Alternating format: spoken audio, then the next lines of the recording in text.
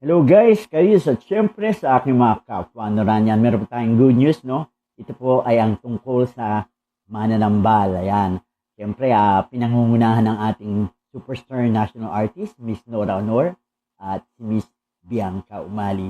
Ano po yung good news nito? Panoorin niyo po ito.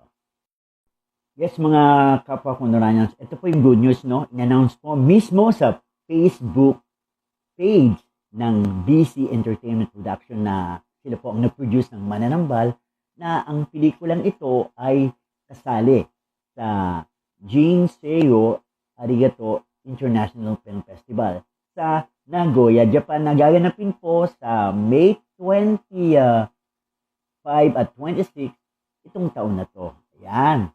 Talaga namang pang-international competition ang mga pelikula ni Ate Guy. Ayan. Kaya mga Noranya na nasa Japan, no? Panoorin niyo po si ang Mananambal na kasali po sa Jin Seiyo Arigato International Film Festival dyan sa Nagoya, Japan. Ayan. At maraming salamat po sa inyong pakikinig. Good luck sa team Mananambal. Bye!